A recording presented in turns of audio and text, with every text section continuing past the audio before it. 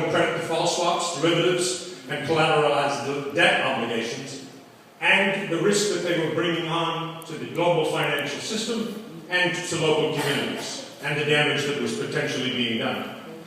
It's been a long and difficult slog for us, but more importantly for you. It's important for us that we never forget that since September of 2008, $17 trillion worth of wealth has been destroyed. $17 trillion worth of wealth by the misguided activities of people on Wall Street and some of the major financial institutions that Main Street had grown to trust and have confidence in, and that we as investors have confidence in. We're happy to be investors. We're actually share owners in all three of these companies, and have been for a long time. It's not been very profitable recently, but we are now. And we do that within a large spectrum of faith-based investors, from Unitarians to the Jewish community, to the Muslim community, to the Methodist community, across a broad spectrum of folks. But I want my message clearly to be that I think these institutions have an important role to play in restoration. A very important role. And it is not simply making whole the community, the individuals that were impacted, but the communities that were impacted by this devastation. I also want to suggest that it's the responsibility of our political leaders, and we are profoundly disappointed in the leadership from Capitol Hill and from the White House on this issue. We said 4 years ago, principal reduction was the only way to go. Yeah. And we still are now only at the beginning of acceptance of that principal reduction.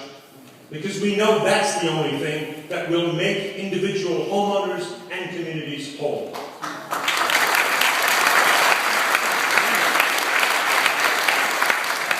So I want to conclude by simply saying and offering a continued call to commitment on your part. I'm sure many of you have some kind of connections with pension funds. Many of you are in some ways invested in the capital markets or in mutual funds. Take a look at what's in that portfolio the next time. Examine who and how that money is being managed. And join us as share owners. Be an owner is indeed to be a part owner of the larger enterprise. And it's not these institutions by themselves, or not all leaders on Capitol Hill, that are going to resolve this issue. It's communities like you and like Voice together that are going to do that. Yes.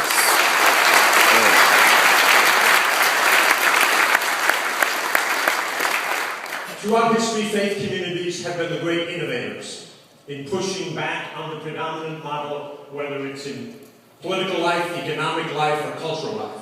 I was in Los Angeles the other night with the Muslim Political Affairs Council discussing residential mortgages that have been crafted that are compliant and offered on a shared risk and shared ownership basis. Another innovation coming out of the faith communities that the larger financial community needs to look at. You, I'm sure, could come up with 10 other ideas. So I only want to encourage you to keep doing that, and we'll be there with you. Thank you.